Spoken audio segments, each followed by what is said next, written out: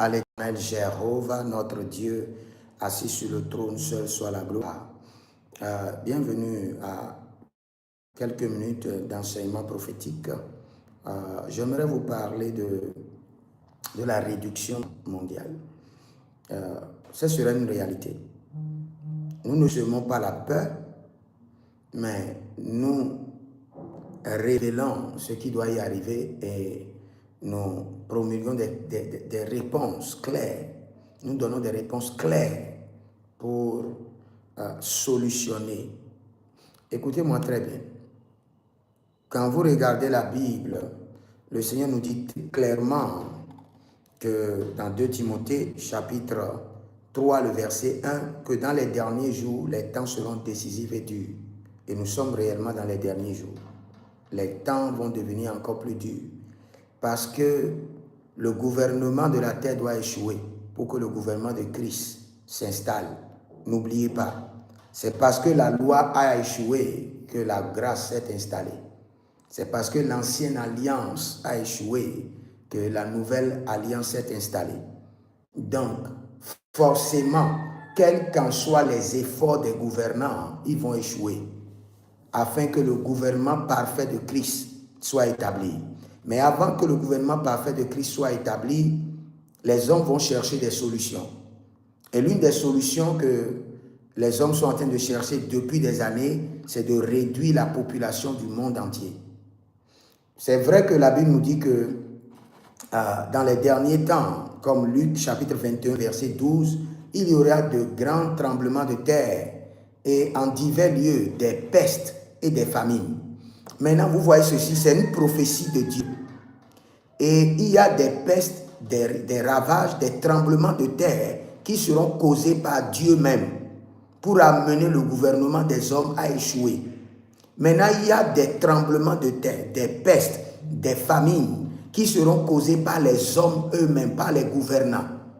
Je répète encore, il y aura des tremblements de terre, des famines, des pestes qui seront causées par Dieu lui-même, afin de mettre tout le gouvernement de ce monde à genoux devant la seigneurie de Jésus-Christ de Nazareth, pour que tous les gouvernants de ce monde puissent dire, nous avons la technologie qu'il faut, nous avons tout ce qu'il faut, mais maintenant, nous sommes confus, nous ne connaissons plus la solution.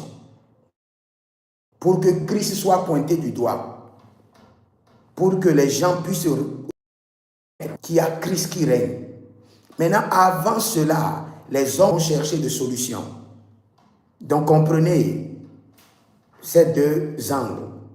La première, des pestes, des ravages, des tremblements de terre qui vont venir du Seigneur lui-même, afin d'amener le gouvernement de la terre à s'agenouiller devant la seigneurie de Christ, à avoir le dos au mur. Mais il y a quelque chose qui est dangereux. Les gouvernants de la terre, les gouvernants du monde, aussi vont créer des tremblements de terre, des pestes, des famines, des ravages, afin de réduire la population du monde. Ici, la population du monde est 7 milliards. Les grands économistes, ceux qui sont riches, ceux qui dirigent le monde, vont tout faire pour réduire la population du monde de 7 milliards et quelques à 4 milliards. Parce qu'ils se disent que c'est parce que nous sommes nombreux que nous n'arrivons pas à gérer les ressources de la terre. Alors que c'est faux. Alors que c'est faux. Le vrai problème, c'est le fait de ne pas reconnaître la seigneurie de Jésus et la corruption. C'est les deux problèmes. C'est pourquoi au ciel, il n'y aura pas de corruption. Le vrai problème de ce monde, c'est la corruption qui empêche la répartition légale, équitable des ressources. C'est le vrai problème. Maintenant, les hommes sans Christ, tout gouvernement sans Christ ne peut jamais opérer sans la corruption. Même les plus grands gouvernements que vous connaissez, bien organisés, en leur sein, il y a la corruption. C'est clair. Quand on dit le monde, la deuxième définition du monde, c'est la corruption. Quand on écrit le monde égale corruption. C'est la définition de l'esprit. Monde, corruption. Maintenant, cette année, pourquoi j'informe? Cette année, vous devez avoir beaucoup d'épices. Prenez beaucoup d'épices chez vous. Parce que, en tant que prophète, nous pouvons faire des erreurs. Mais ce que moi je vois, à partir du mois de juin, les gouvernants de ce monde vont lancer des assauts pour réduire la population du monde. Et il y aura des pestes, il y aura des maladies étranges. Et le but, c'est pour réduire la population du monde. Et c'est là où les enfants de Dieu seront épargnés. N'oubliez pas le livre de Psaume 91. Psaume 91, c'est un livre très puissant qui nous parle ni la peste qui marche dans les ténèbres, ni la contagion qui frappe en plein midi. Donc, les enfants de Dieu seront préservés. Mais pour être préservés, vous devez comprendre certains secrets. Surtout le gingembre. Le Seigneur m'a montré clairement certaines épices pour dire qu'il y a des pestes, des virus qui sont en train de venir. Mais ces virus, il faut seulement de l'eau chaude avec des épices. De l'eau chaude, du gingembre bouilli, et vous prenez. Et je vous dis, pour voir, je vais vous ramener cette vidéo-là dans le mois de juin. J'avais déjà beaucoup parlé. J'ai parlé du Niger, et j'ai parlé du coronavirus, et j'ai parlé du temps. Parce que je me vois dans la moitié du mois. Et dans cette moitié du mois, je sais que cela veut dire la moitié de l'année. Donc, approximativement, mai, juin, juillet. Mais juin est très capital. Il y aura des pestes. Le coronavirus va revenir, accompagné d'un autre virus. Mais tous ces virus, ayez beaucoup d'épices chez vous. Et vous devez juste bouillir et prendre. Et en plus, le psaume 91, paf, vous êtes au point.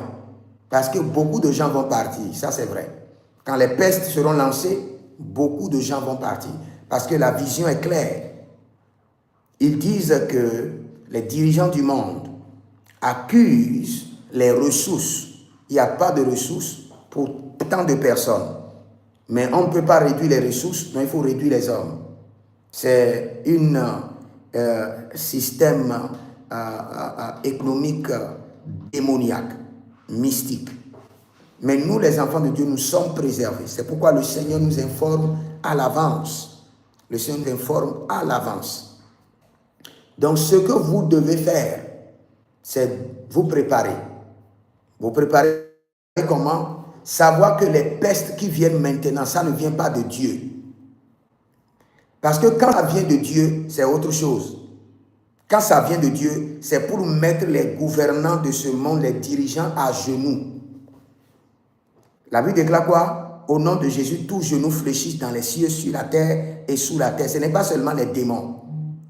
Les présidents des nations doivent fléchir leurs genoux. Ils doivent être devant des problèmes qui défient leur argent, leur technologie, leur armement, et ils doivent dire, mais il y a quelque chose.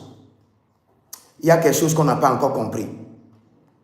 Maintenant, la peste qui est en train de venir, les virus qui sont en train de venir cette année, ou vers la fin de l'année, ne sont pas de Dieu.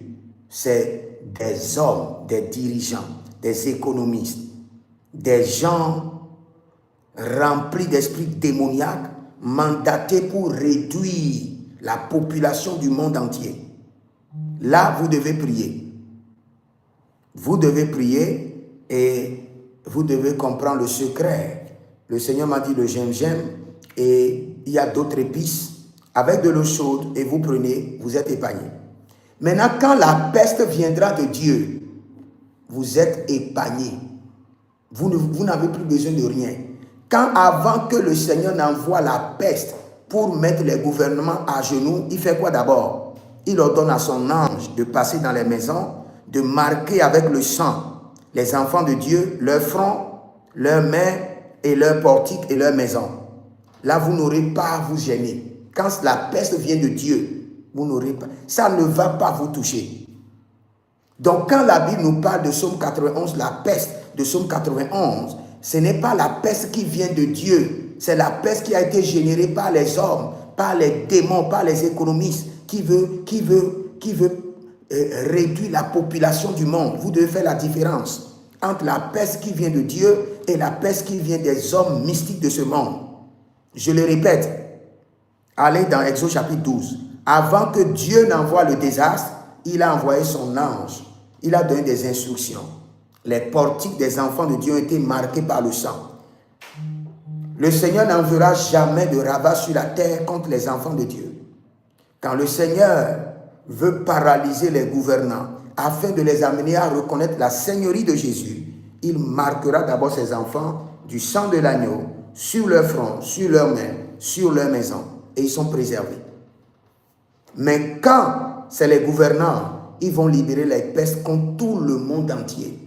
Parce que le but c'est quoi? C'est de réduire en urgence la population du monde. Je vais prier pour vous. Si vous êtes en ligne, vous êtes préservés, la main de l'Éternel demeure sur vous. Et avant les temps et avant les saisons maléfiques, nous devançons ces temps et nous déclarons que le sang de l'agneau vous préserve, corps, âme, esprit, nom, prénom, destinée, au nom de Jésus-Christ de Nazareth. Que le Seigneur vous bénisse. Si vous êtes en ligne, abonnez-vous, likez la vidéo, partagez et surtout demandez votre consultation prophétique ou inscrivez-vous à l'école prophétique Les Aigles en Action, à l'Institut biblique L'Aigle de la Révélation. Nous aurons un programme bientôt, un programme de former 100 personnes gratuitement. 100 personnes gratuitement. Et donc, attendez, dès que ce programme sera lancé, et donnez votre nom et vous serez formés gratuitement. Nous allons former 100 pasteurs gratuitement, 100 prophètes gratuitement en un mois, en une formation accélérée. Que le Seigneur vous bénisse. Demeurez connectés. Shalom et à bientôt. Écrivez dans les commentaires, Jésus-Christ de Nazareth est Seigneur. Shalom.